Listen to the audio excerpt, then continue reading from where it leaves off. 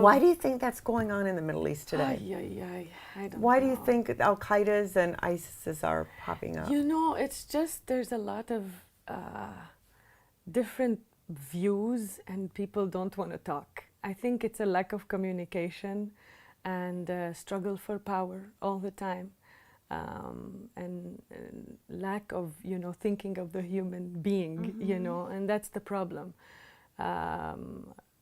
Right now, at this point, I know as majority of the Syrian people, in regards of what's happening in Syria, we just want peace. We want this to end. We want the blood to stop. We want, you know, the spilling of blood to stop. We just want peace. We want to go to our homes and feel safe. We want to sleep and not be worried that you know, something is going to fall over our roof, you know.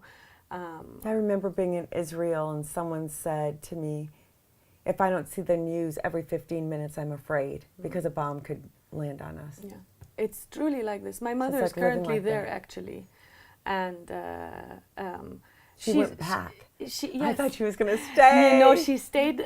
She stayed for a while, but my grandmother's there, so she needs to go see her. She needs to see her mother too. So she's there now, and when I talk to her on the phone, she tells me, you know, she said, you know, she's like, Mama, we have to live our lives, you know.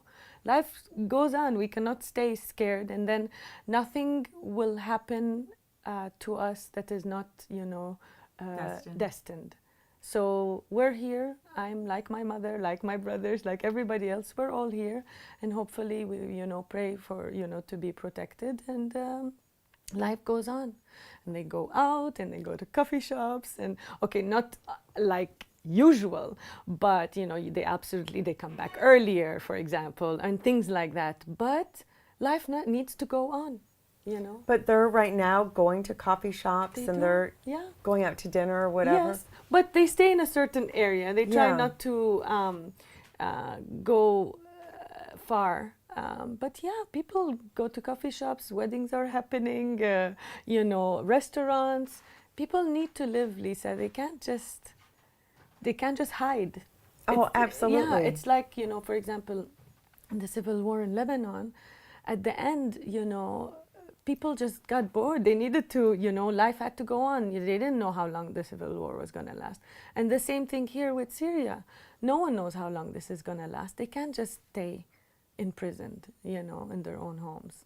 So life will go on. So many people have fled, you know. A lot of people have left. So why is your family still there? You see, the older generation, most of them remained there. They didn't want. They were like, you know, for example, my grandmother, this is my house. This is where I had my children. This is where I lived my whole life. I'm not ready to leave, and I will not leave. The younger ones are the ones that left. The ones, I guess, to say my generation and younger, because they had kids that were like 4, 6, you know, that they had to take to school, and, you know, the stress of not knowing when they dropped them off, if they were going to come and pick them up safely, you know. And besides, money runs out at the end of the day. They need to make a living. They need to go and work. So, and the work stopped in Syria, or was very much diminished. You know, the people didn't have any more work. So a lot of people needed to leave in order to make their ends meet, and in order to keep their family safe. And, you know, so they had